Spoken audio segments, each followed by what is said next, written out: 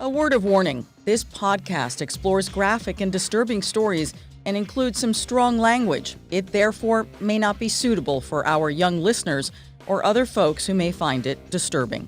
Hello and welcome to True Crime Daily, the podcast covering high-profile and under-the-radar cases from across the country every week. I'm your host, Ana Garcia. Our cases this week: 2 teenagers in Iowa are accused of doing the unthinkable to a teacher, all because of a bad grade. A grade which I'm sure they deserved.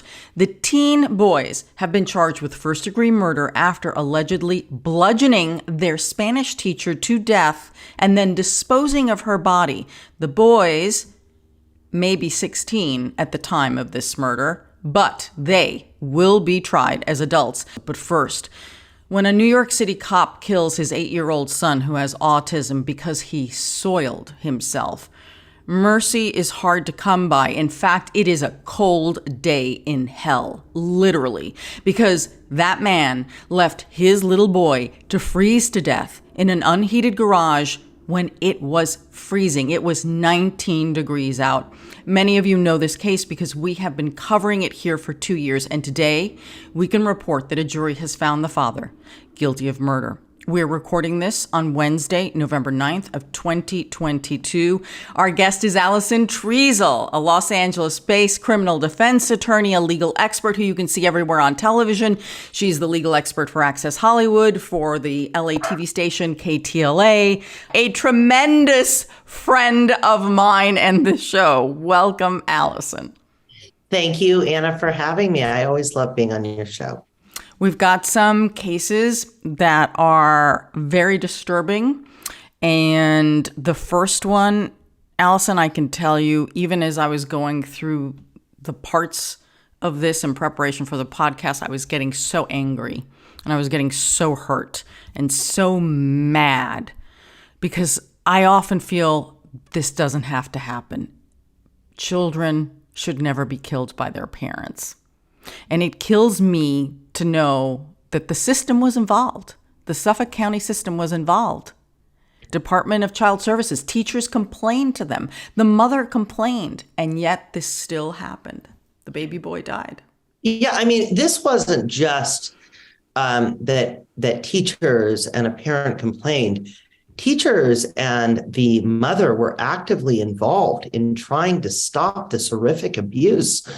The month before, there was 3 reports to DCFS, and I know we're going to get into the horrific details, but I think when I read this, it hurt my heart. I'm the mother of 3 boys.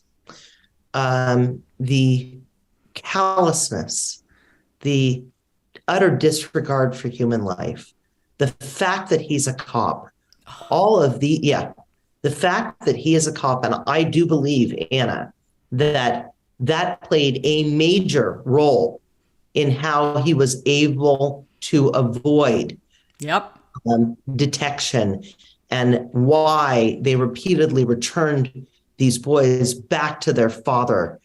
And that's a major concern and a flaw in our system, frankly. Oh, it's despicable. He got preferential treatment without question through the entire system. And, the mother who had, she'd gone public almost 2 years before the death of Thomas on Twitter. She would start posting things, no one would listen to her. They all thought she was the crazy one because he, the father, the New York City cop, kept telling the family court judge, oh, she's mentally unstable. Oh, she's the one who's ill. She's the one who's the problem. And who do they believe? The cop. Wait, and she was a correctional officer, by the way. And not only was she a correctional officer, when she reported, there was an instance where she reported the abuse, they end up charging her. They end up actually charging her. Thankfully, those were dismissed. But, when we talk about the facts of this case and the horrific nature of this case, we have to have a very good understanding of how broken this system was in this case and how this was preventable. And you know what the mom is doing, and I commend her? She is going after every single judge that ruled against her. She is not only publicly shaming them and outing them so everyone knows who they are, but she's suing the county. And I do not blame her. If anyone ever had a cause in this country to file suit, it is this woman. She told them, she actually said, he is going to kill my child. And then he did. Mm-hmm. Yep. And the fact that she publicly posted this information and the emails from the teachers clearly stipulating what was going on with Thomas. Here's a little boy, he's 8 years old. He lost 11 pounds in 9 months. Children are supposed to gain weight, not lose it. The children would go to school hungry, and the teachers and the staff would get extra food for them. They were looking for food in the trash bins. When her counselor and I think he was a lawyer, in her child custody, very contentious child custody dispute, when she lost custody of the children, he actually was so upset over it and so offended by the ruling that he wrote a note to the judge. He actually wrote a letter to the judge complaining about how unfair and how damaging this result would be. That as a lawyer, I can tell you, we don't do things like that. We don't. I mean, that's how outraged and concerned he was. The judge never responded. The court staff never responded, and literally silence. And silence is what killed this boy. Agreed. Mm-hmm. Agreed. So let's get into the details of this case, what the jury examined, and what will happen from here. So this is a case out of Long Island, as we've said. 8-year-old Thomas Valva died of hypothermia in a very vicious manner. Investigators say his father, who was a New York City officer at the time, tortured his special needs child. 43-year-old Michael Valva kept 8-year-old Thomas and his 10-year-old brother Anthony, who also has autism, in the garage without heat, without food, without blankets, without pillows, nothing. For 16 hours, this is before his death, and no access to a bathroom. So when Thomas couldn't hold it anymore and he soiled himself, his father lost it. On the morning of January 17th of 2020, his father, and now this is the amazing thing, Alison, that this is corroborated by multiple security cameras inside the Valva home and the neighbors. So, I mean, we're not just saying, oh, he says, she says. You can see it and you can hear it for yourself. By the way, you don't even need to know. No wonder the jury only deliberated for a few hours, because just hearing what he said in those recordings is so repulsive, so upsetting. It's one of the worst cases of child abuse I've ever seen. Oh my God. I don't know how that boy was alive. So he grabs this boy, takes him outside in the backyard. Remember, it's 19 degrees out. He rips his clothes off and he opens up the garden hose and he hoses him down with ice cold water. While he's doing this, he's yelling at him. Oh, you're cold? Boo effing who? This is what the father says to this child. Well, Thomas, who is exhausted, suffering from the effects of hypothermia, obviously undernourished, he collapses, he hits his head on the concrete, and he passes out. And what does this guy do? He yells at him. He yells at this little boy.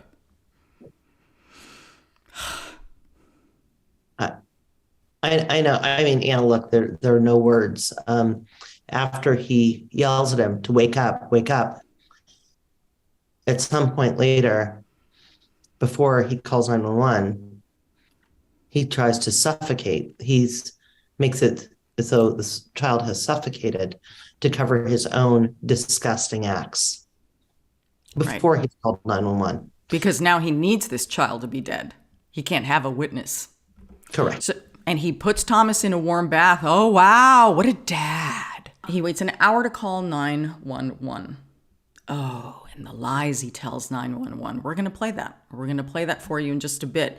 because we want to get into the details of this case. So when you hear that 911 call and the lies and how he pulls rank and says, I'm a police officer at the very top of the 911 call, you all will truly have the context of what he did at that time. I am just disgusted. I'm just so disgusted. So obviously, and it's interesting. During the trial, Alison, even though the jury only deliberated for a few hours, one of the things that they did a callback on, that they asked for more, they wanted to hear the 911 tape again.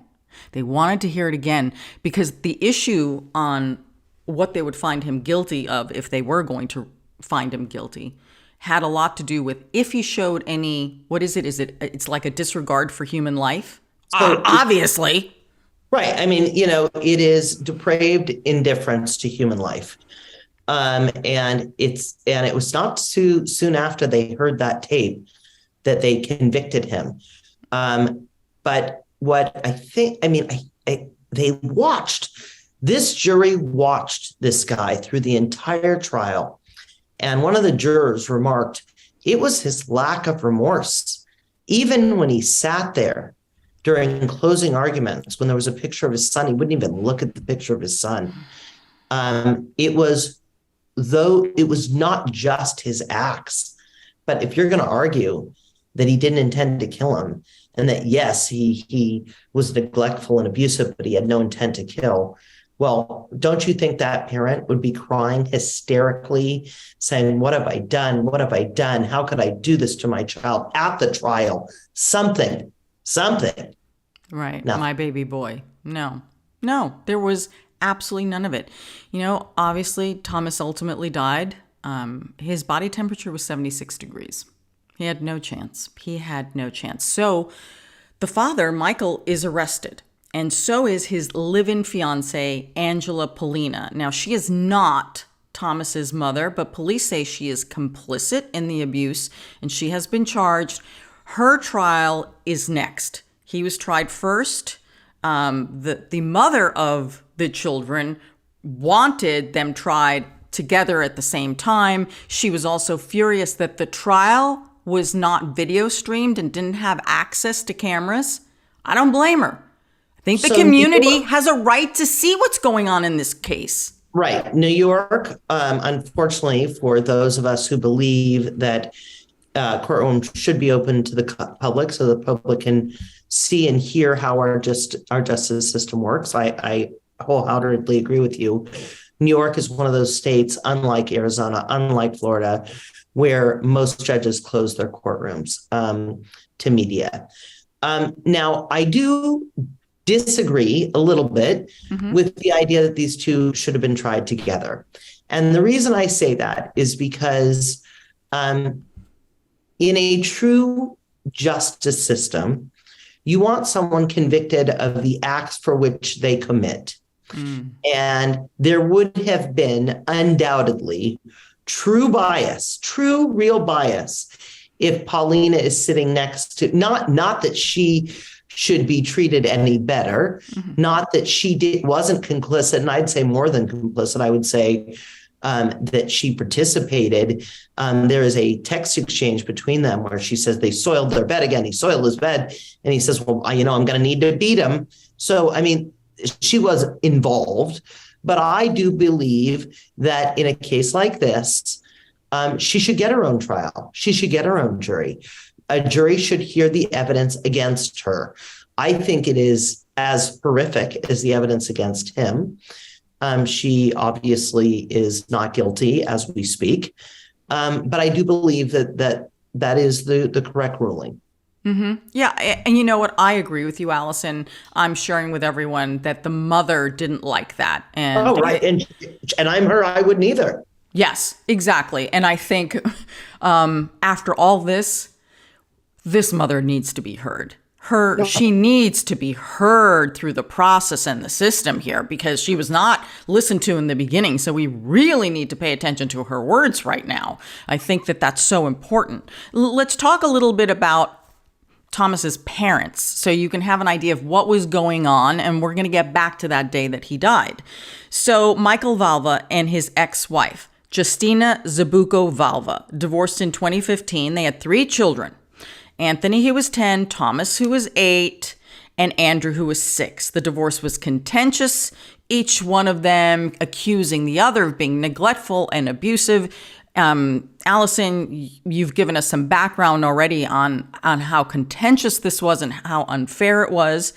So 2 years after the divorce, it would have been now September 2017, Michael Valva is granted full custody of the children. And Justina, the mother, is still claiming this is not fair and this is going to end badly. She, at the time, and for years up until right before that this little boy was killed, she continued to present evidence. So here's an interview that the mother did with News 12 Long Island. And this is the mother, Justina. Every time I kept telling the judges, if you're not going to remove the children, they're going to die under his care and custody. There were evidence, hard evidence. She's consistently said that she had proof. She made it available to anyone who would listen, especially when the system wouldn't. And I think we also have to talk about the teachers, because the teachers testified in this trial. These are special ed teachers. These are teachers who really dedicate their life to caring for children with autism, and they unfortunately see cases of abuse from parents and foster parents and grandparents. There was over a dozen calls made to DCFS reporting anything from he showed up with bruising. There were marks all over him. He had a black eye.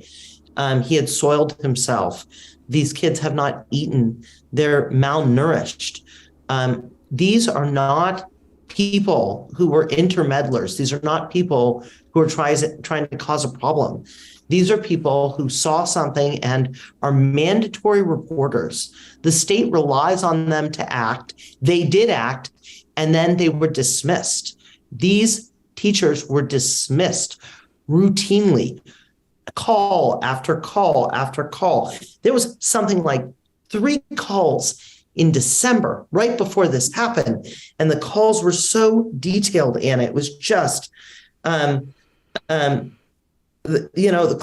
caller calls, the boys are eating food out of the garbage. They're hungry. They're begging for food. Their clothing is soaked in urine.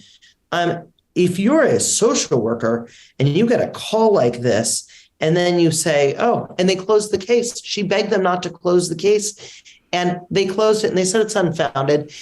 And not only did they say it was unfounded, they said, well, we did speak to them. We spoke to them, and they were told that they'd be under watch for a year, that this police officer would be under watch for a year, and that he could not treat his children badly. Are you kidding me?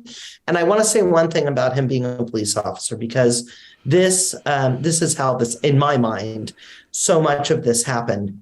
When they interviewed neighbors, when they interviewed people who had contact with him and his wife when they were still married, and the police were called all the time to their home, and she would report abuse, and he would say nothing happened.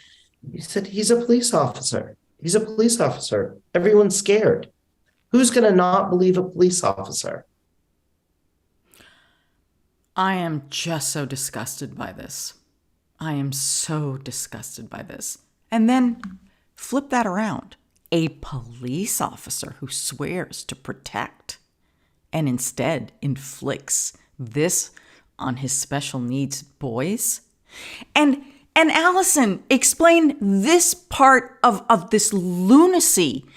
If you hate the boys, because he clearly hated them the way he treated them, he didn't want the stress of special needs boys. Why? Why did he want full custody?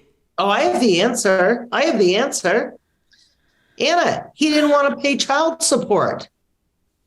If he gave them to his ex-wife, and so they weren't living with him, he'd have to pay child support, and he didn't want to do that. So instead, he kept them there and just treated them like trash and kept them in the garage. And they were They were his human punching board. I mean, it's so outrageous. And the live-in fiance had daughters of her. She has daughters, and the daughters lived in the house, and she didn't like. During her trial, I have no doubt that it will be introduced that she didn't like the boys. She didn't like that they were autistic. And so his defense, by the way, during trial was that she was controlling him and that she would tell him to do it. I mean, well, let's be real here. Oh, please grow a pair. Come on now. Let's be real here, sir. You hid behind that badge saying, I'm a police. No one fooled you into anything. And these are your children. Yes. These are your children. Please don't tell me that any woman, any person, if you truly cared about these children, would force you into these horrific acts. That's absurd. It is absurd. It's insulting. It's absolutely insulting. And, it was this blended family. There were 6 children, as you said, in this house. Her 3 girls lived in the house. And remember that Thomas had an older brother and a younger brother. Apparently, the little one was allowed to stay in the house. So the 2 children who were special needs, they go in the garage with nothing. Yeah. Yeah. Oh, my God. And here's the other thing. I love all animals. I am always worried about the most vulnerable in our society. And remember how I said that the cameras, the family's own cameras, Nest camera system, and those of the neighbors, the security picked up a lot. So he and she, allegedly, because she hasn't been tried yet, tried to delete everything, right? Tried to delete all the evidence of what the cameras picked up. But there was one camera in the warm pantry where the dog slept. And they forgot about that surveillance camera for the dog. And you know how much I love dogs. But the dog's camera, because we had to keep the dog warm, of course. No. That is the camera that did him in. I have commentated so much on what I have found to be the most horrific case in the world, and that's the Turpin children. Yep. I put this man in that category as one of the most vile people that could ever be. Oh, so disgusting. Children. And I say that, normally you say allegedly. He was convicted. He was convicted. Because of, his former fiance. He's been convicted. The videotapes, the security cameras, everything, has been seen. It happened. It's real. Now, remember how I said at the very beginning that Justina, the mother, for 2 years prior, tried to, was releasing things publicly on her Twitter account. I want to play a video clip that she posted in 2018. So 2 years before. And in this clip, it's the handoff in like a parking lot or something. So the father has the 3 boys, and then the mother's waiting. And so for those of you who are listening and can't see it, one child goes running to the mom. The other 2 are being held by the father by the hand. And the littlest one is trying to break free because he wants to run to his mother. And he starts punching his father in the knee because that's how tall he is. He's literally that little. Punching his dad in the knee to let him go. And you can hear her screaming, "Let the children go." Let's play the clip. Hi, buddy. Hi, Andrew. Let him go. Hi, Andrew. Let them go. They can come to me. Let him go. Let him go. He wants to come here, Andrew. Let him go. What are you doing to them? Every single come here, baby. I got you. Alison, for me, this clip, I realize those handoffs during contentious custody battles are difficult. They're difficult for the children, and there is crying and screaming. But now that we know what was going on. How telling. Oh, my God. How telling. When I see that little one trying to punch his father in the knee with every ounce of tiny strength that he has, that tells me everything. Yeah. How telling. And this is one of those cases, right, where people say, "Oh, well, hindsight is 20/20." Not in this case. No. There was more warnings in this case. And every step of the way, there was an opportunity to do something to prevent this. And it was a total, complete failure. It was a failure on every level, from the judicial system to DCFS. And, the teachers who can you imagine that this was their student and they tried and tried to intervene and they were shot down each and every time? Yeah, it's awful. It's just so horrible. So now I want to go back to the morning of the murder, because now, with all of this context, I really want you to listen to this 911 tape, because now you will hear him in his own words. And you know everything now that has happened up until this point. So he calls 911 because obviously he cannot revive Thomas. And an hour has passed. And this will be very important, the fact that he delayed an hour. Look, could Thomas have survived? I don't know. But he for sure sealed his fate by not calling 911 for an hour, right? There's no way that could be beneficial to the boy. Well, look, I don't think there's much that could have been done at that point, but it just continues to show the total indifference. How do you wait an hour? If he truly believed that he didn't intend to kill him, or that he could care less, using the word intent to kill is wrong here. Mm-hmm. It's more, and the way people should look at it is, when you have extreme indifference to human life, you really don't care whether the person lives or dies. You commit acts that or should have known could have killed this child, and you don't, and you don't really, doesn't matter to you. So this clip is from CBS 2 in New York. This is the 911 call. My name is Michael. I'm a police officer with the city of New York. My son, I don't know if he's breathing or not. I don't know if his heart stopped. He fell down on his way to the bus. He banged his head pretty good. I brought him in, and I'm doing CPR right now. Alison, the first thing he says is, I'm a police officer, so listen to me. I have authority. And then the bullcrap story that he tells them, that the little boy fell running to catch the school bus. Anna, this is not long after he attempts to suffocate the child.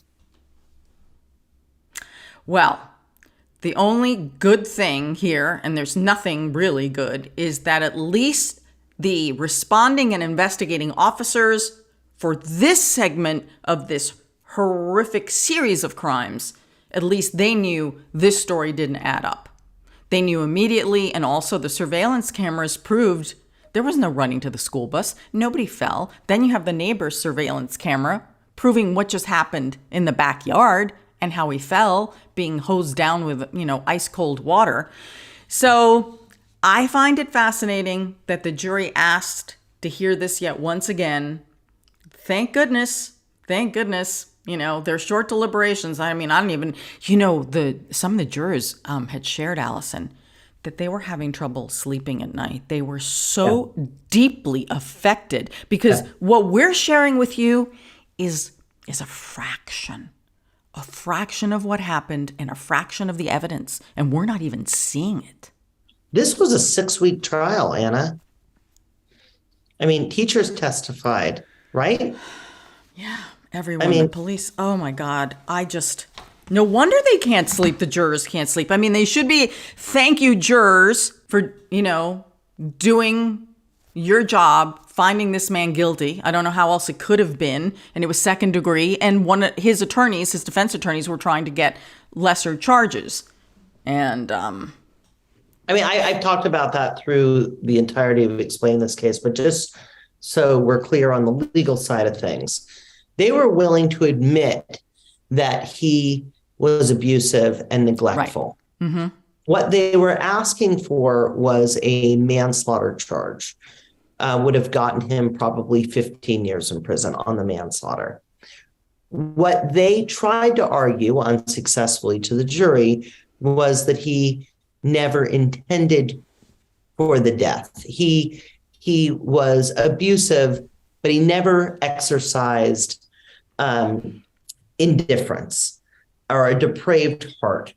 And I would argue, and the DA successfully did, that this is the exact case of a depraved heart. This is the case study for what is a depraved heart and extreme indifference.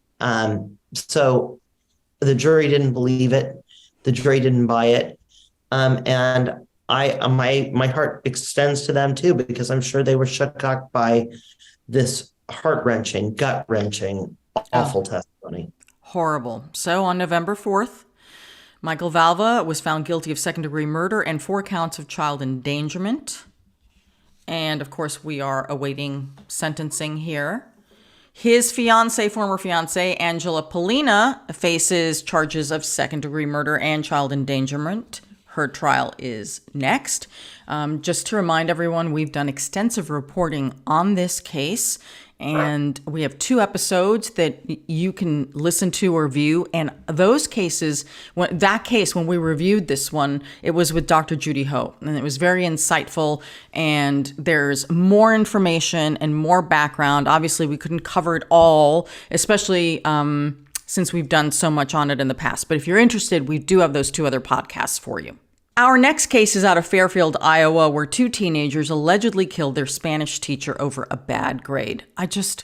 Honestly, we are lowering the value of a human life constantly as a society. Honestly, over a grade because it brought down your GPA.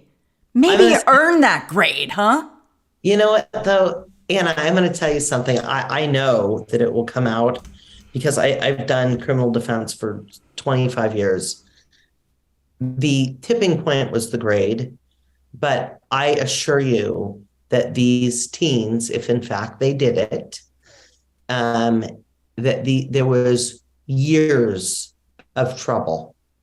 That when you unpeel this onion, you will learn that there were flags left and right at some point, and this was the tipping point. I'm anxious to see that. You're probably right. Very few things happen in a vacuum like that, especially when it isn't like, those crimes of passion or something happens, and it's an incident where, someone snaps. Yes, exactly. But we're talking about a grade here.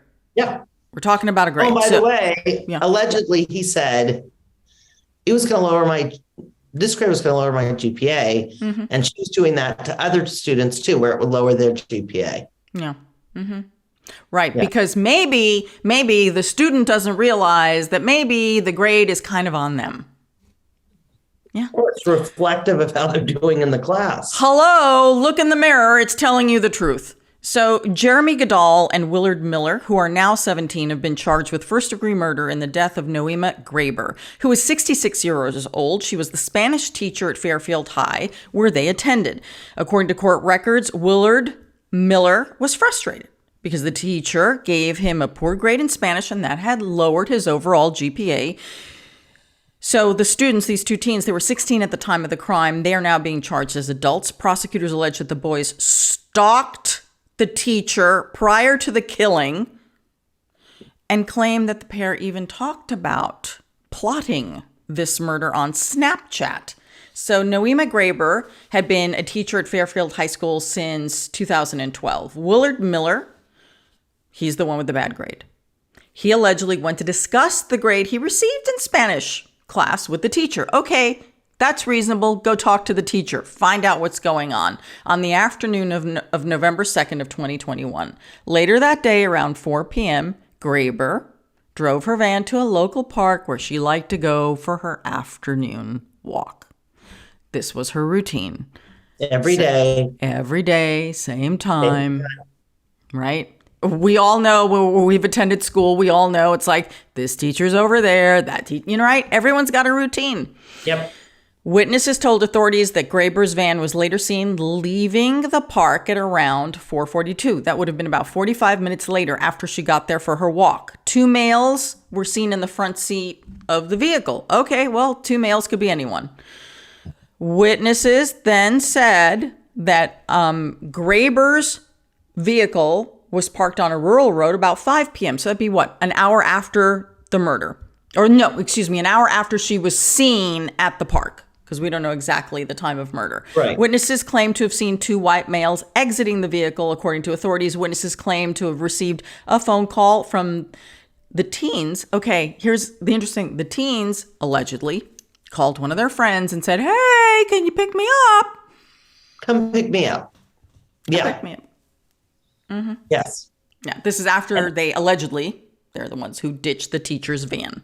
And it's my understanding that that teen then spoke with authorities.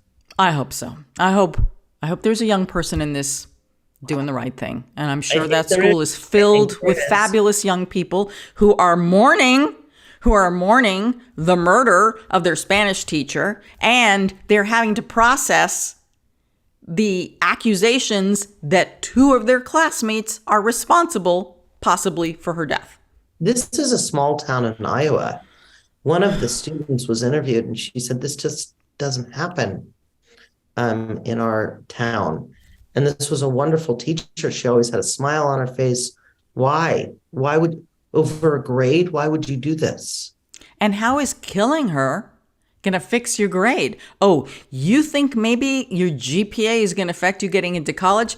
Let me tell you something, young men. If you get convicted on this, the only college you might be seeing is going to be correspondence class, maybe in prison.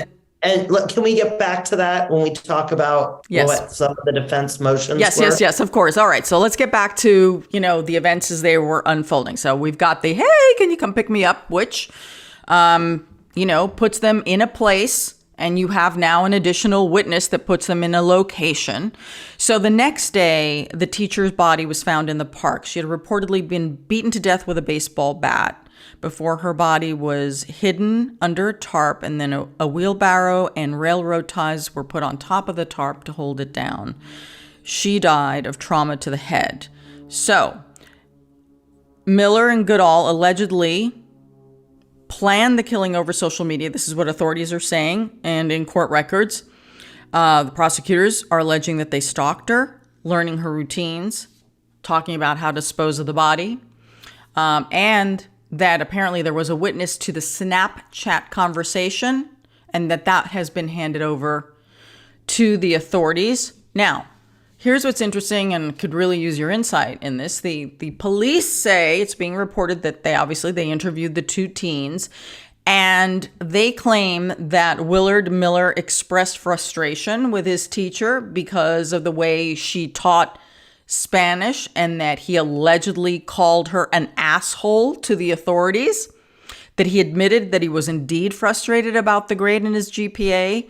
Initially, Willard Miller denied any knowledge of the murder to authorities. However, investigators now claim that Miller's stories changed over time. Allegedly, in one instance, he revealed some information that showed he may have had some knowledge here. So, obviously, I think DNA evidence and any surveillance video and all this other stuff is probably going to be the strongest. What do you make of what they have reportedly said to the authorities so far? Okay, and this is there's so many interesting layers here. So we're gonna dig a little deep. So first of all, they are juveniles. They were 16 years old at the time. In Iowa, you can be charged as an adult if it is the act of murder. So they have been charged as adults. Their defense attorneys made several motions, and one was that these juveniles should be tried in juvenile court. The effects of which, by the way, one has now turned 17, is they can only hold you in Iowa until you're 18. So those were summarily dismissed. These boys are now facing first-degree murder in adult court, where they're looking at life in prison. Mm-hmm. It is in Iowa, if you're convicted of life in prison and you're a juvenile, you have to be given a chance at parole at some point in your life. But here's where the interesting legal arguments are. The police gather information from lots of sources. Sometimes it is a Sometimes it is a confidential informant. Sometimes it is another juvenile. Sometimes it's social media. And they take that information and they build a case on the information that they get, right? And at some point, they want to execute a search warrant. So they took, the officer in this case, took the information that he had received from both juvenile witnesses, allegedly, the one who supposedly was called to pick them up, and then the Snapchat person, allegedly. And he built his case based on that information. And what the defense said was, without giving us, without putting into the warrant, the probable cause warrant, enough information to show confidence in this informant or this witness, that the officer essentially lied to the judge signing the warrant. And so that everything eventually would be, everything that they discovered would be fruit of the poisonous tree. So you would excluded. have to suppress everything that was found.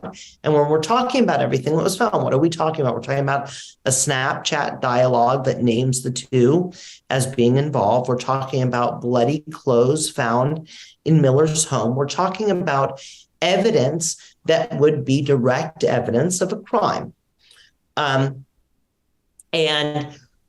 judges routinely have denied their requests. The suppression motion was denied. But they have made these arguments because without that critical evidence, cases fall apart. I don't think that a judge is going to toss out the critical evidence in this case. I think that a jury will be left to decide based on the alleged motive in this case, which is the grades, the statements that he did make, that he met with the teacher, that he was upset about his grades, the witnesses saying, yes, I had a Snapchat conversation with him, yes, I picked them up or whatever I did, and then the clothing that was found.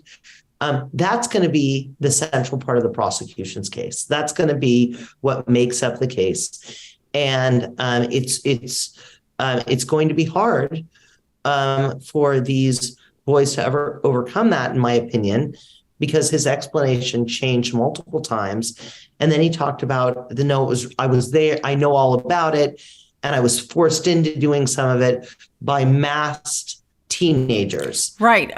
That's such a strange thing to say.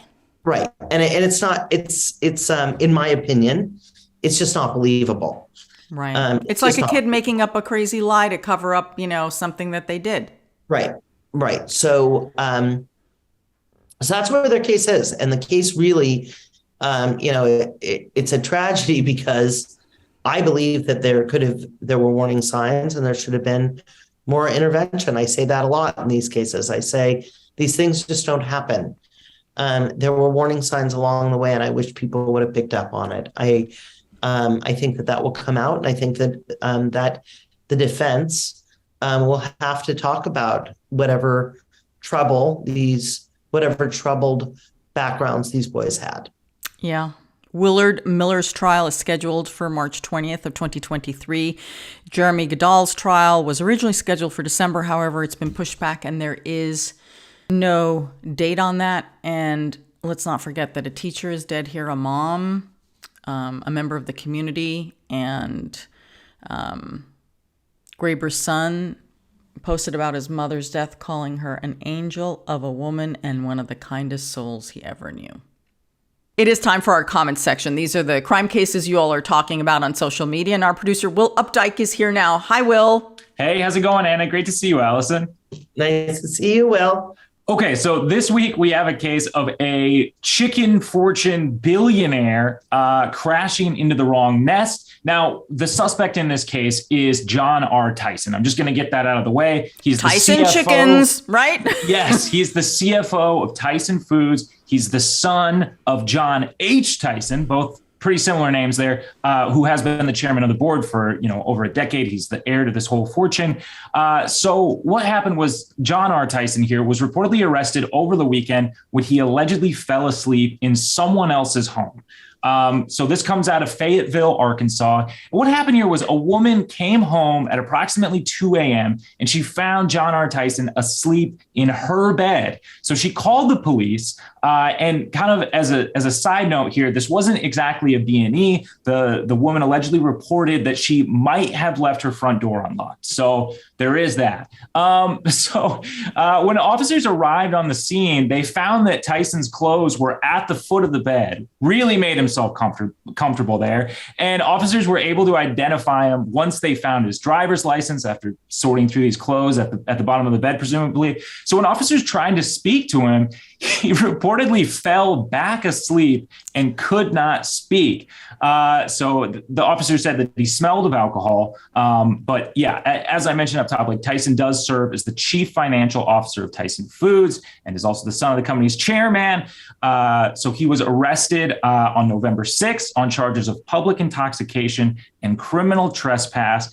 And won't this be a surprise for you? He was out on bond the same day.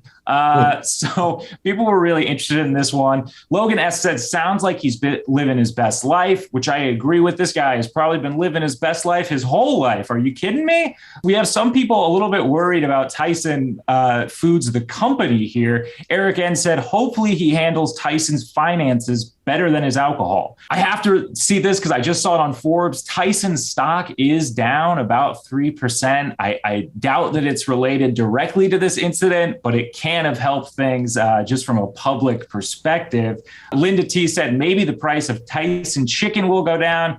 Not sure how it'll affect chicken prices worldwide. Tyson already is pretty cheap. Doug said, I'd let the Nugget Man sleep at my residence, which we did have a lot of people in the comments who were kind of like, oh, I actually, it'd be kind of nice for me to come home and find a billionaire asleep in my house. It'd be pretty decent settlement there, I'm sure. Mary R. said he went into the hen house, which just great. We didn't get enough puns on this one, but everybody was really excited about it. Yeah, I don't know. We hear about these stories every now and again of like high profile Allison and figures. Allison and I are sitting here dying to say, this reminds me of, because you're too young, when Robert Downey Jr., the actor, went into some home in Malibu and slept in a kid's bed. Yeah. In a kid's bed? Oh yeah. So some you people remember this, Allison? Yeah, some people did reference this in the comments. I actually wasn't familiar.